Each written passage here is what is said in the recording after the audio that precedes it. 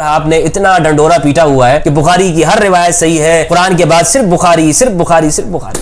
یہ روایت بالکل رسول اللہ صلی اللہ علیہ وآلہ وسلم کی شان نبوت کے یکسر خلاف ہے. میں سوچتا تھا کہ میں پہاڑ کے اوپر چڑھ کر اپنے آپ کو گرا دوں. یہ روایت بالکل رسول اللہ صلی اللہ علیہ وآلہ وسلم کی شان نبوت کے یکسر خلاف. بسم اللہ الرحمن الرحیم. اللہم صلی علی محمد وآل محمد وبارک وسلم وصلی علیہ. السلام علیکم ورحمۃ اللہ وبرکاتہ. امید کرتا ہوں آپ لوگ خیر سے ہوں گے. اللہ عز و جل آپ سب کو اپنے حفظ و امان میں رکھے. صحیح بخاری کی ایک روایت ہے جس سے معلوم ہوتا ہے کہ رسول اللہ صلی اللہ علیہ وآلہ وسلم خاتم النبیین نے خودکشی کرنے کی کوشش کی، اور یہ روایت بخاری کے اندر موجود ہے 6982. اس کا نمبر ہے 6982. طویل حدیث ہے اور کتاب التعبیر کے اندر یہ روایت موجود ہے. بدل الوحی کے اندر اس حدیث کا اول حصہ ذکر ہے، جبکہ یہ مکمل روایت 6982 کے اندر موجود ہے. اس روایت سے معلوم ہوتا ہے کہ رسول اللہ صلی اللہ علیہ وآلہ وسلم پر ایک ایسا زمانہ آیا ہے کہ جب وحی کا سلسلہ بند ہو گیا تھا، رک گیا تھا. امام بخاری نقل کرتے ہیں، وہ کہتے ہیں، یہ زہری سے روایت ہے یہ حدیث، وہ کہتے ہیں وَفَطَرَ الْوَحْيُ فَطْرَةً حَتَّى حَزِنَ النَّبِيُّ صلی اللہ علیہ وآلہ وسلم فِيمَا بَلَغَنَا حُزْنًا غَدَا مِنْهُ مِرَارًا كَيْ يَتَرَدَّى مِنْ رُؤُوسِ شَوَاهِقِ الْجِبَالِ. اچھا، یہ جو طویل حدیث ہے یہ آپ پڑھ سکتے ہیں، اور شروع کا حصہ میں اس لیے چھوڑ رہا ہوں کہ وہ ہمارے موضوع سے تعلق نہیں رکھتا ہے. موضوع سے یہ آخری والا حصہ تعلق رکھتا ہے، جس میں شروع کا جو حصہ ہے حضرت خدیجہ رضی اللہ تعالیٰ عنہا علیہ السلام نے رسول اللہ صلی اللہ علیہ وآلہ وسلم کو پہلی وحی کے نزول کے بعد تسلی دی تھی، وہ آپ شروع میں پڑھ سکتے ہیں.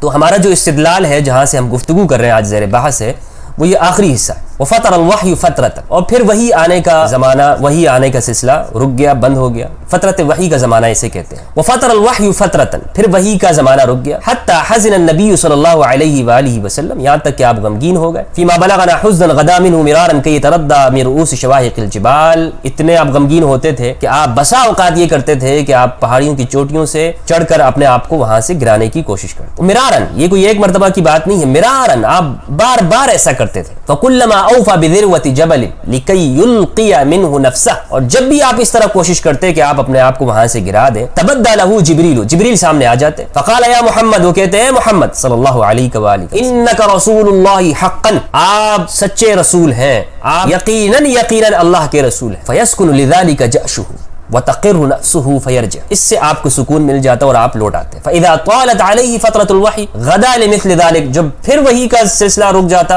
اور پھر آپ یوں کرنے کی کوشش کرتے، اور پھر جب فترت وحی طویل ہو جاتی، وحی نہیں آتی تھی، آپ پھر یہی کرتے تھے. فاذا اوفى بذروة جبل تبدى له جبریل فقال له مثل ذلك، جبریل پھر یہ بات کہتے تھے کہ آپ انک رسول اللہ حقا. قال ابن عباس فالق الاصباح ضوء الشمس بالنهار وضوء القمر بالليل. تو اس روایت سے معلوم یہ ہوتا ہے بڑی خطرناک بات ہے، اور محدثین نے اس پہ کلام کیا ہے. ابن حجر اسقلانی نے فتح الباری میں اس حدیث کے تحت اس کا بڑے جواب دینے کی کوشش کی ہے کہ یہ اس لیے ایسا ہوتا تھا کہ آپ کو استقرار ہوتا، آپ کا دل جم جائے پہلی وحی کے بعد. اب وقفہ ضروری ہے دوسری وحی کے لیے تاکہ پہلی وحی وہ اپنی جگہ بنا لے وغیرہ وغیرہ. لیکن یہ تمام جتنے بھی جو جوابات ہیں یہ بنتے نہیں، کیونکہ عصمت انبیاء کہ یہ بالکل خلاف ہے. یہ روایت بالکل رسول اللہ صلی اللہ علیہ وآلہ وسلم کی شان نبوت کے یکسر خلاف ہے. ایسی ہر روایت کہ جو نبی صلی اللہ علیہ وآلہ وسلم کے تقدس اور عصمت کے خلاف ہے وہ موضوع اور من گڑت ہے. بخاری ہمارے لیے قابل احترام ہے، لیکن سب سے بڑی عزت، طہارت اور تقدس وہ ہمارے لیے رسول اللہ صلی اللہ علیہ وآلہ وسلم کی. آپ کا سینہ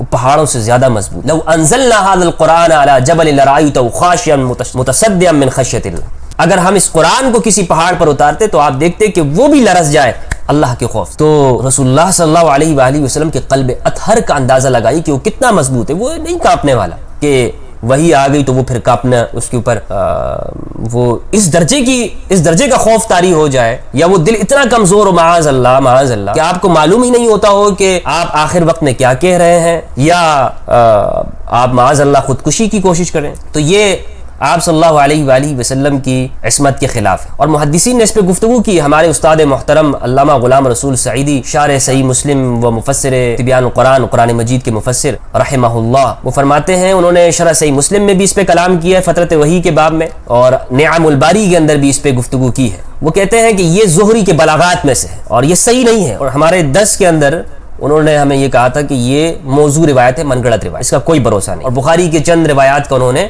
ہمارے سامنے احاطہ کیا تھا، جس میں ایک روایت یہ بھی ہے، اور دوسری روایت انشاءاللہ میں بیان کروں گا کہ دوسری روایت بنیاد الکعبہ کے اندر ہے، جو رسول اللہ صلی اللہ علیہ وآلہ وسلم کے تہبند کے حوالے سے ہے، وہ بھی موضوع اور من گڑت روایت ہے۔ اسی طرح سورہ یوسف سے معلوم ہوتا ہے کہ مایوسی یہ کفر ہے، اللہ کی رحمت سے مایوس۔ قرآن مجید میں ارشاد ہے انه لا ييأس من روح الله الا القوم الكافرون ولا تيأسوا من روح الله۔ حضرت یوسف علیہ السلام کے بھائیوں سے ان کے والد یعقوب علیہ السلام نے کہا کہ اللہ کی رحمت سے مایوس مت ہو، اللہ کی رحمت سے تو صرف کافر قوم ہی مایوس ہو۔ سورہ یوسف آیت نمبر 27۔ اس آیت سے معلوم ہوا کہ مایوسی کفر ہے۔ اور خودکشی یعنی آپ مایوس ہو رہے تھے اور پھر معاذ اللہ خودکشی، تو یہ بالکل نہیں بنتی ہے رسول اللہ صلی اللہ علیہ وآلہ وسلم کی ذات اقدس کے ساتھ۔ اگر اس کو ہم دیکھیں گے، اگر ایک شخص کے دل میں رسول اللہ صلی اللہ علیہ وآلہ وسلم کی عظمت و طہارت اور محبت مجزن ہے، اس کے سامنے یہ روایت وہ بلا تکلف یہ کہہ دے گا، وہ تعویل نہیں کہے گا کہ نہیں بھائی یہ موضوع ہے من گڑت روایت۔ اور یہی ہم نے اپنے اساتذہ کو دیکھا ہے۔ اس آیت کا جواب دیتے ہوئے ہمارے علماء نے کہا ہے کہ یہ آیت سورہ یوسف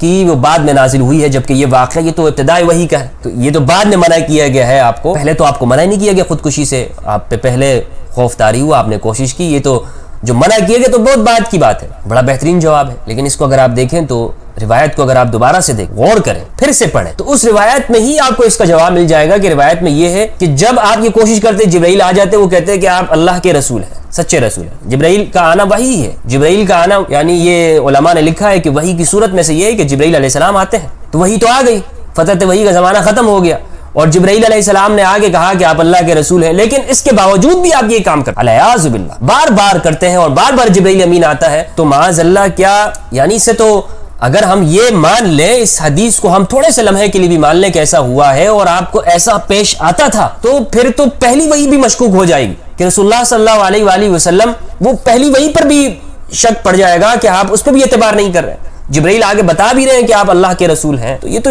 سورہ یوسف کی بات تو دور ہو گئی نا، وہ تو بعد کی بات ہو گئی کہ وہی چلے بعد میں آئی ہے، لیکن پہلے تو حضرت جبرائیل علیہ السلام آ کے بتا رہے ہیں کہ آپ ایسا نہ کریں، آپ اللہ کے رسول ہیں، اور آپ تھوڑی دیر بعد پھر یہ کام کرتے ہیں، الیاذ باللہ۔ تو یہ ہرگز قبول نہیں ہے اور نہ اس کا جواب بنتا نہیں ہے۔ واضح بات یہ ہے کہ یہ بخاری کی روایت موضوع ہے، من گڑت ہے، بخاری کے اندر اس طرح کی روایتیں موجود ہیں، جبکہ بہت سارے لوگ یہ کوشش کرتے ہیں کہیں کہ جی زہری کے بلاغات ہیں یا معمر کی ہیں وغیرہ وغیرہ، لیکن بہرحال بخاری کے اندر موجود ہے۔ یہ مقدمہ اور یہ دعویٰ مسترد ہو جاتا ہے، فیل ہو جاتا ہے کہ اصح الکتب بعد کتاب اللہ الصحیح البخاری، کہ کتاب اللہ کے بعد جو سب سے صحیح کتاب ہے وہ بخاری ہے۔ یہ ہر حال کے اندر یہ آپ کا دعویٰ وہ باطل ہو جاتا ہے، آپ چاہے اس کو مانیں یا نہ مانیں، لیکن یہ بات آپ کی غلط ہو جاتی ہے جس پر آپ نے اتنا ڈنڈورا پیٹا ہوا ہے کہ بخاری کی ہر روایت صحیح ہے، قرآن کے بعد صرف بخاری صرف بخاری صرف بخاری۔ یہ آپ کا دعویٰ باطل ہو جاتا ہے، خاص طور پر اہل حدیث حضرات کا اور ان لوگوں کا کہ جو بخاری کے اوپر اندھادھند ایمان رکھتے ہیں۔ اور ایسے اسکالر بھی موجود ہیں کہ جن سے سوال ہوتا ہے بتائیے کہ ہم حدیثوں کو کیسے پرکھیں گے، تو وہ کہتے ہیں ہم حدیثوں کو بخاری مسلم کے ساتھ دیکھیں گے، بخاری مسلم کے ساتھ جو فٹ آئے گی تو وہ حدیث صحیح ہوگی، جو بخاری مسلم کے ساتھ فٹ نہیں آئے گی تو حدیث صحیح نہیں ہوگی۔ یہ ایک نیا معیار انہوں نے قرار دیا ہے بخاری کو، حالانکہ روایات کو پرکھنے کا معیار وہ یہ ہے کہ قرآن کے ساتھ پرکھیں، قرآن کے ساتھ دیکھیں۔ تو اگر ہم دوسری روایتوں کو بخاری کے ساتھ میچ کر کے دیکھیں گے کہ روایت صحیح ہے یا نہیں ہے، تو پھر بخاری کو کس چیز کے ساتھ میچ کریں گے؟ بھائی ایک ہی میزان ہے، ایک ہی ترازو ہے۔ قرآن مجید نے کہا ہے کہ قرآن ہی واحد میزان ہے، قرآن ہی ترازو ہے، قرآن کے ساتھ ہم میچ کریں گے، معلوم ہوگا یہ روایت خواہ بخاری کی ہو مسلم کی ہو تو معلوم ہوگا کہ یہ روایت صحیح ہے یا نہیں ہے۔ اس روایت کو بخاری کی روایت کو قرآن کے ساتھ دیکھیں گے تو معلوم ہوگا کہ بخاری کی روایت ٹھیک نہیں ہے۔ تو معیار درست رکھنا چاہیے، جس طرح احادیث کو پرکھنے کا معیار وہ قرآن مجید ہے، خواہ وہ روایت بخاری مسلم ابن ماجہ نسائی ترمذی مسند احمد وغیرہ کی ہو، اسی طرح سے شخصیات کو پرکھنے کا معیار وہ اہل البیت علیہم السلام۔ ہم دیکھیں گے کہ اہل البیت کے ساتھ کون قریب قریب ہے تو ہم کہیں گے کہ یہ وہ لوگ ہیں کہ جن کی اتباع کرنی ہے، ان کی احسان کے ساتھ اتباع کرنی، اور جو اہل البیت کے ساتھ قریب نہیں ہے تو ان کی اتباع نہیں ہوگی۔ یہ واضح میزان ہے قرآن نے دیا ہے۔